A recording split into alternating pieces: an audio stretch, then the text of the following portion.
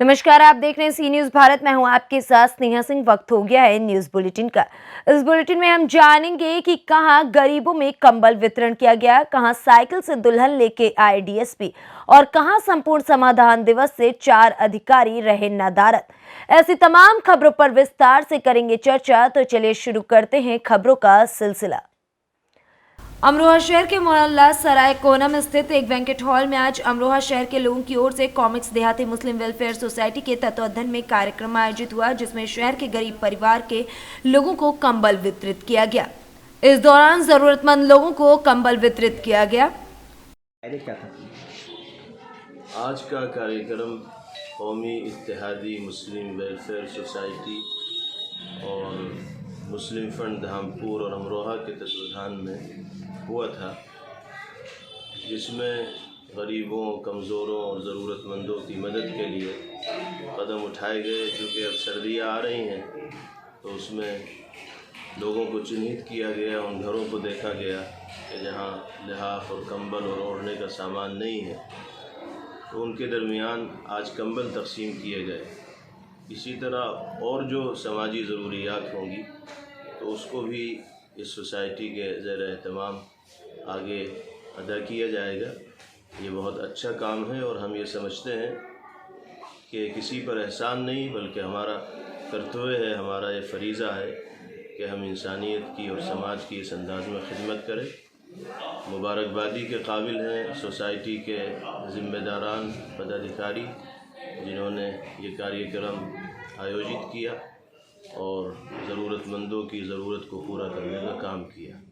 हम अपील करते हैं दूसरे लोगों से भी कि वो इसी तरह समाजी खिदमत के लिए मैदान में आएं और मानवता की बेस पर लोगों की मदद करें। अमरोहा से सी न्यूज संवाददाता गौरव श्रीमाली की रिपोर्ट।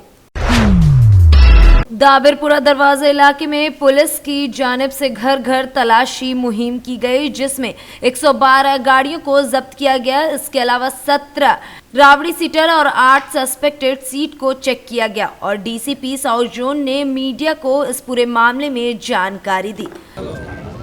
आज दाबिरपुरा पुलिस स्टेशन लिमिट्स में कम्युनिटी कांटेक्ट प्रोग्राम आज पूरे एरिया में करें।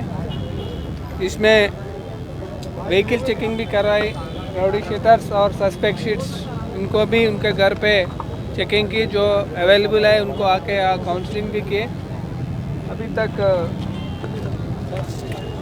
112 व्हीकल्स अभी तक सीज करे। इसमें 101 टू व्हीलर्स, 10 3 व्हीलर्स और एक 4 व्हीलर है। इसमें 17 राउडीज़ और 8 सस्पेक्ट्स का और 15 वेगाबाउंड्स को भी यहाँ ला के काउंसलिंग करें। हम अभी पिछले 2 महीने से एक गांजा के ऊपर ड्राइव चल रहा है, इसलिए इसमें बहुत इम्पोर्टेंट एरियाज आइडेंटिफाई किए, जिसमें दाबिरपुरा और ब्रिज, दाबिरपुरा रेलवे स्टेशन, ये सब आइडेंटिफाई किए। वहाँ उन एरियाज पे स्पेशल नज़र भी डाले और ज़्यादातर ये गांजा का कंट्रोल हुआ। और राउडीज़म में भी दाबिरपुरा बहुत नए राउडी शीट्स खुले और पुराने जो राउडी शीट्स हैं उनको भी क्लोज़ किए। और इसमें इसी दौरान मैं आप मीडिया से रिक्वेस्ट करता हूं कि अगर कोई गांजा का इंफॉर्मेशन है तो डायरेक्ट पुलिस को बताएं। तेलंगाना को गांजा फ्री स्टेट बनाना हुकूमत की मकसद है और ज़रूर हम इसमें कामयाब हों। सर मैन्युफैक्चरर कुछ नहीं होता ना, ये गुटखा नहीं, गांजा मतलब। हैदराबाद से सी न्यूज संवाददाता यूसुफ की रिपोर्ट। प्रदेश में इन दिनों निवाड़ी के पृथ्वीपुर के डीएसपी साहब की शादी चर्चा का विषय बनी हुई। आज के मॉडर्न जमाने और बड़े पद पर आसीन होने के बावजूद निवाड़ी जिले के पृथ्वीपुर एसडीओपी संतोष पटेल साइकिल पर अपनी दुल्हनियां लेकर आए। इतना ही नहीं, उन्होंने संस्कृति और संस्कारों को ध्यान में रखते हुए हिंदू परंपराओं की उन सभी मान्यताओं और रस्मों को भी इतनी सादगी से पूरा किया कि हर कोई उनकी तारीफ करते नहीं थक रहा है। इसका वीडियो भी सोशल मीडिया पर तेजी से वायरल हो रहा है और चारों तरफ चर्चाएं ही चर्चाएं। दरअसल बड़ा ओहदा मिलने के बाद भी अपनी संस्कृति और संस्कारों पर कायम रहने वाले निवाड़ी जिले के पृथ्वीपुर एसडीओपी संतोष पटेल ने ये साबित कर दिया कि पद प्रतिष्ठा और आधुनिकता से कई गुना ऊपर आपकी संस्कृति होती। किसी भी देश की परंपराएं और संस्कृति इस आधुनिकता के दौर में जब लोग अपनी परंपराएं छोड़ शादी विवाह में पश्चिम संस्कृति का धारण करके इस दौर में एसडीओपी ने अपनी शादी में हिंदू संस्कृति में हजारों वर्षों से चली आ रही वैवाहिक परंपराओं का पालन किया। इसके तहत उन्होंने सिर खजूर के पेड़ के पत्तों का मौर भारतीय परिधान में जहां दुल्हा सजा हुआ था तो दुल्हन ने भी ठेठ भारतीय सीधे पल्ले की चुनरी पहन रखी थी। दुल्हा दुल्हन को लाने ले जाने में भी मोटर गाड़ी का नहीं पालकी का ही प्रयोग किया गया। इस अनोखी शादी में लोगों को हजारों वर्ष पुरानी संस्कृति के दर्शन हो रहे थे। आमतौर पर आजकल शादियों में खास इंतजाम होते, खूब चाक चौंध और आधुनिकता से लवरेज व्यवस्थाएं होती हैं। आलिशान होटल, खूब सारी सजावट, स्टेटस सिंबल बना दिया जाता है। ऐसे में शादियों में लोग लाखों रुपए खर्च करते हैं। आधुनिकता के बीच जो जितना बड़ा आदमी उसका इंतजाम उतना ही बड़ा इंतजाम होता है, वहीं इन सब के बीच पुरानी संस्कृति कहीं खो सी जाती है। ऐसे में अफसरों की शादी के तो क्या कहने, लेकिन बुंदेलखंड के पन्ना जिले में जन्मे निवाड़ी जिले के पृथ्वीपुर एसडीओपी संतोष पटेल की शादी आधुनिकता और दिखावे से एकदम उलट थी। उन्होंने अपने विवाह समारोह में बुंदेली परंपराओं को जीवित रखने और उनमें बुंदेली दूल्हे की झलक देखने को मिल रही थी। ये दूल्हा आलिशान सेहरा नहीं बल्कि खजूर का मुकुट लगाए हुआ था। पृथ्वीपुर से सी न्यूज संवाददाता मनोज निराला की रिपोर्ट। प्रतापगढ़ जिले के पट्टी तहसील में आयोजित संपूर्ण समाधान दिवस में अचानक अपर आयुक्त प्रयागराज मंडल पुष्पराज सिंह के पहुंचने से हड़कंप मच गया। उनकी अध्यक्षता 86 शिकायती प्रार्थना पत्रों में से 7 का मौके पर ही निस्तारण किया गया। अनुपस्थित 4 अधिकारियों से अपर आयुक्त ने जवाब तलब किया। शनिवार की सुबह अपर आयुक्त समाधान दिवस में पहुंचे। उन्होंने SDM DP Singh, CO Dilip Singh, tehsildar Manoj Kumar Rai के साथ शिकायतें सुनी। इस दौरान सहायक अभियंता ग्रामीण अभियंत्रण, एडीओ समाज कल्याण विभाग, खंड शिक्षा अधिकारी बाबा बिलखर नाथ धाम व सहायक अभियंता जल निगम उपस्थित नहीं रहे। अनुपस्थित रहने वालों से जवाब अपर आयुक्त ने मांगा। इसी के साथ एसडीएम ने भी अनुपस्थित अधिकारियों व कर्मचारियों की सूची जिला अधिकारी के पास भेज दी है। इस दौरान कोतवाल गणेश सिंह, सीएचसी अधीक्षक डॉक्टर नीरज सिंह के साथ अन्य विभागीय अधिकारी मौजूद रहे। तहसील आए हैं और तहसील दिवस में आपने सहभागिता की है और क्या कार्रवाई आपके द्वारा यहाँ पर की गई और कैसा रहा तहसील दिवस? यहाँ पर आज तहसील दिवस हुआ है जी, जो शासनादेश है उसके ही अनुरूप हुआ है जी। सभी विभागों के यहाँ पर कर्मचारी अधिकारी आए हुए हैं जी और यहाँ पर जनता भी आई हुई है जिनकी जो फरियादी थे, जिनका शिकायत था जी। संबंधित विभाग के लोगों को अवगत करा दिया गया है जी। अभी 2 बजे तक तहसील दिवस से पूरी होने जा रही है जी। उसके बाद सभी लोगों को अप्लीकेशन से रिसीव करा दिए जा रहे हैं जी। उसके बाद ये लोग अपने विभाग की जो समस्याएं हैं उसका नियमानुसार समाधान करेंगे जी। और आज ही कुछ लोगों को जो प्रायोरिटी को लिया गया है जी। जो समाधान आज ही हो सकता है जी। उसका टोटल का 10% आज शाम तक 6 बजे तक उसका समाधान हो जाएगा। और आपके द्वारा क्या तहसील की जांच भी की जानी है आज? नहीं, मैं सिर्फ तहसील दिवस में सहभागिता।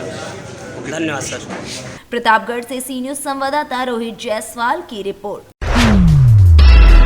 आज 313 विधानसभा खलीलाबाद के तितौता चौराहे पर एक वृद्ध व्यक्ति जिनकी उम्र लगभग 70 वर्ष है, लुंगी, चेकदार और कुर्ता स्वेटर तथा उसके ऊपर ग्रे रंग का कोट पहने व्यक्ति पिछले 2 दिनों से लावारिस पड़े रहने की सूचना वरिष्ठ पत्रकार जयप्रकाश ओझा ने समाजसेवी प्रदीप सिसोदिया को दिया। प्रदीप सिसोदिया तत्काल मौके पर पहुंचकर उनकी पहचान जुटाने की कोशिश में जुट गए, लेकिन उनके द्वारा कुछ भी नहीं बताया जा सका गया। प्रदीप सिसोदिया ने तत्काल एम्बुलेंस बुलाकर सरकारी हॉस्पिटल पहुंचाकर उन्हें भर्ती कराया और लोगों से अपील की है कि इनकी पहचान कर इन्हें घर पहुंचाएं। प्रदीप सिसोदिया जिला उपाध्यक्ष सपा के साथ सपा नेता श्याम विश्वकर्मा, परवेज अहमद, नगर अध्यक्ष रविंद्र यादव, सक्षम श्रीवास्तव, रवि चौरसिया, विकास यादव, सिद्धार्थ सिंह सहित दर्जनों लोग उपस्थित रहे।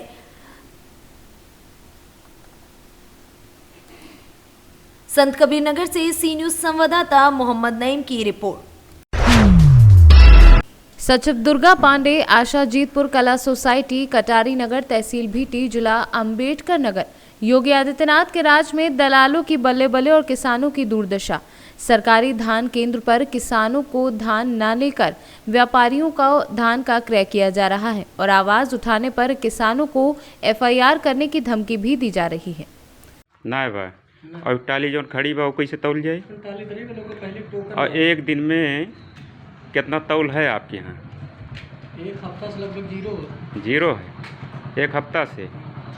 और 300 कुंटल नहीं तौल रहे हैं आप? नहीं, रोज नहीं तौल रहे हैं? अच्छा कैसे तौलोगी? अच्छा। कहाँ पहुँचे यार? और अभी हम 5-6 दिन पहले आए थे। नहीं, आप कल आए थे? नहीं, कल भैया आए थे। अरे 4-5 दिन पहले। भैया को नहीं जानता, मैं आपको जानता हूँ। कल आप आए थे? भैया को आप नहीं जानते? नहीं। आपसे मिले नहीं थे? हैं? नहीं। अच्छा।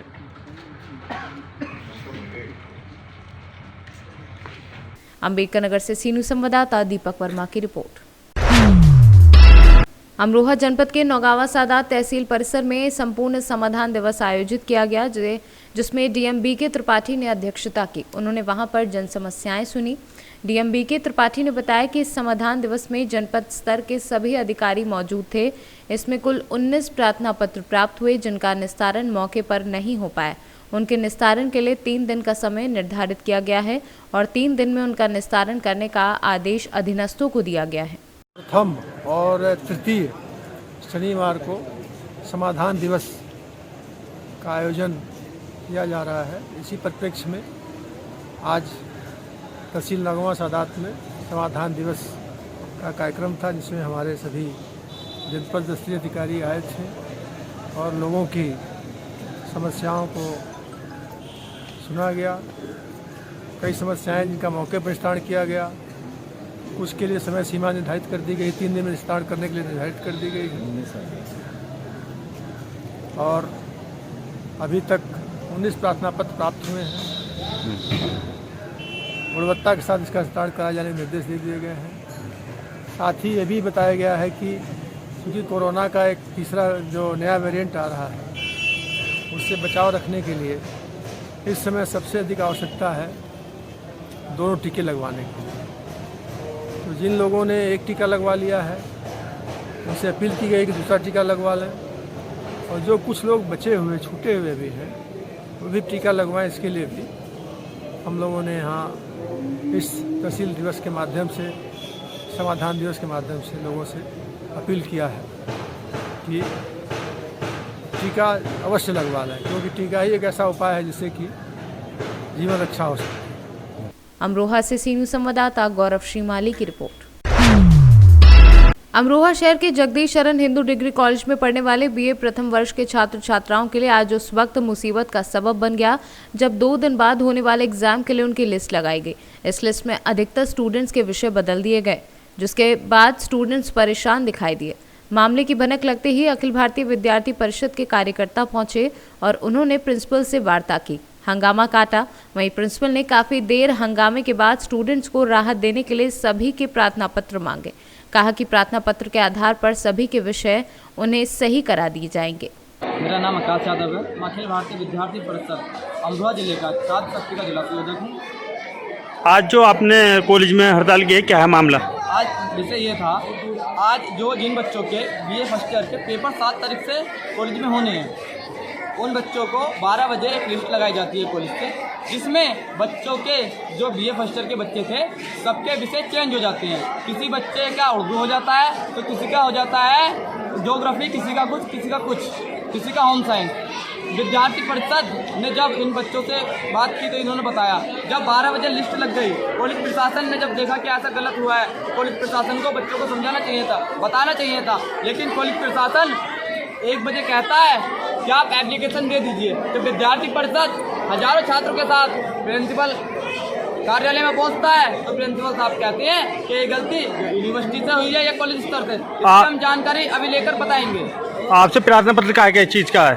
और प्रार्थना पत्र यह है, 2 दिन परीक्षा की रह गई है, प्रिंसिपल ने ये मांगा है कि आप सारे बच्चों की एप्लीकेशन हमें दे दीजिए। हम उसको उसी जो एडमिशन के समय बच्चे ने सब्जेक्ट लिए थे हम उसी पर परीक्षा कराएंगे। अब ऐसा है, छात्र ऐसे भी हैं कि सारे कॉलेज नहीं आए हैं और हो सकता है किसी के घर पर परेशानी हो वो ना आए, तो वो एप्लीकेशन कैसे देगा? उसके साथ तो हनन होगा, छात्र के साथ कहीं ना कहीं कुछ ना कुछ उसका साल गलत हो जाएगा। इसमें सब्जेक्ट किसकी गलती से बदले गए हैं, बच्चों की या मास्टरों की? कॉलेज प्रशासन ये कहता है कि यूनिवर्सिटी की जो साइट है उसमें कोई दिक्कत आ गई है सर्वर में, उससे हुआ है। लेकिन हमने ये मांग की है अभी कि कॉलेज प्रशासन सारे बच्चों की एप्लीकेशन जब लिखवा ले, और कॉलेज की छुट्टी का समय 2 बजे होता है, कॉलेज आज जब तक खोला जाए जब तक एक बच्चे की एप्लीकेशन ना जाए। ऐसे कितने बच्चे हैं जिनके साथ ये गड़बड़ हुई है? लगभग 500 से 1000 ऐसे बच्चे होंगे। जो ये गलती हुई है वो यूनिवर्सिटी के कारण हुई है, ऐसा कॉलेज प्रशासन बता रहा है, या यूनिवर्सिटी के कारण हुई है। ऐसा भी हो सकता है जो एक नई शिक्षा नीति अभी हाल फिलहाल में लागू हो रही है, उसके तहत नई शिक्षा नीति के जो यूनिवर्सिटी का सर्वर है, जो काम करता है, जो साइट है, उसमें कोई दिक्कत आ गई होगी। प्रिंसिपल साहब का कहना है कि हम इसको जल्द से जल्द ठीक करेंगे। तो भैया इसमें विषय का क्या मामला आया जो विषय बदले गए हैं बच्चों के? ऐसा है, पुलिस प्रशासन इतना हमें बताया, हम आपको अवगत करा रहे हैं। यह है, पुलिस प्रशासन ने कहा है कि यूनिवर्सिटी से जब हमने यहाँ पे फॉर्म दिए वो यहाँ से चले गए। अब नई शिक्षा नीति जो हुई है हो सकता है उसके कारण ऐसा हुआ हो, लेकिन पुलिस प्रशासन ने ये कहा है हम जिन बच्चों के जो सब्जेक्ट पहले थे उसी पर हम पेपर कराएंगे। अमरोहा से सीनू संवाददाता गौरव श्रीमाली की रिपोर्ट। हापुड़ के सीएमओ दफ्तर में स्वास्थ्य कर्मियों के संविदा कर्मचारियों को धरना शनिवार को जारी रहा।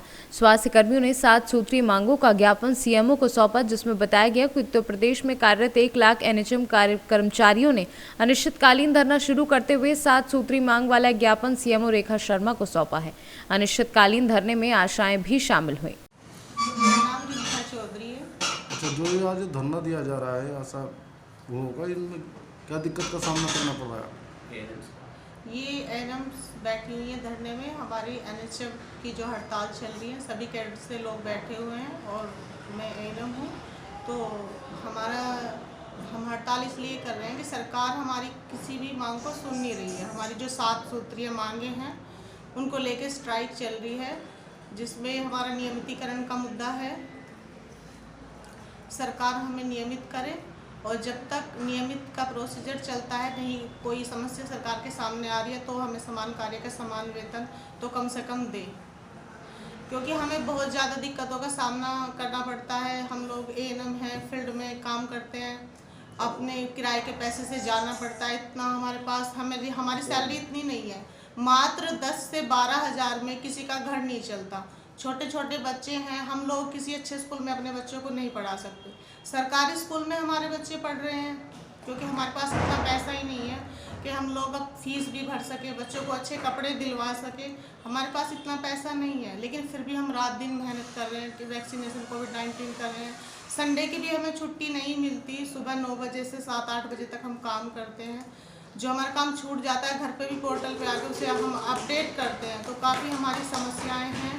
और जो कुछ बहनें तो हमारी इतनी गरीब हैं जो दूर से आके यहाँ रह रही है, रेंट पे 2000 का कमरा ले रही हैं, दूध का खर्चा है उनका और बिजली का है, वो कर नहीं पा रही हैं।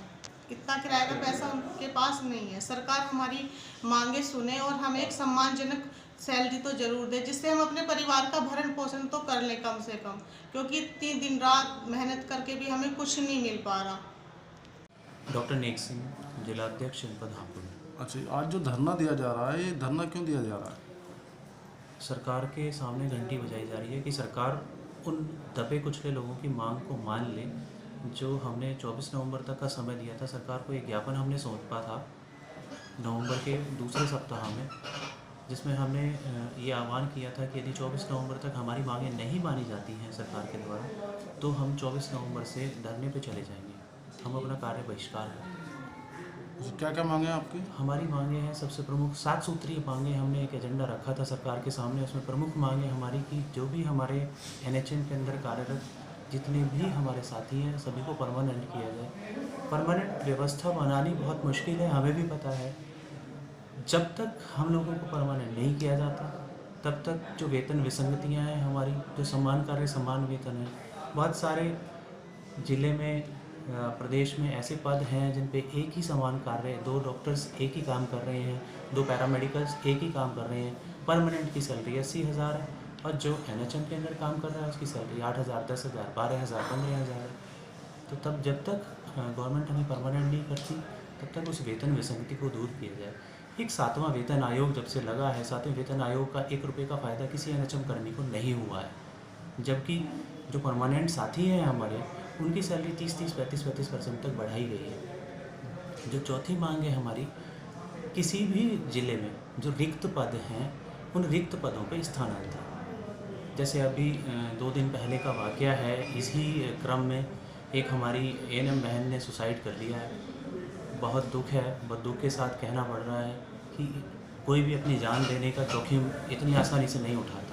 कुछ परिस्थितियां ऐसी रही होंगी कि वो अपना घर परिवार नहीं चला पा रही, जिसकी वजह से उन्हें जान देनी पड़ी। जो हमारा 5वां है वो है हमारी सिक्योरिटी, बीमा, जॉब सिक्योरिटी।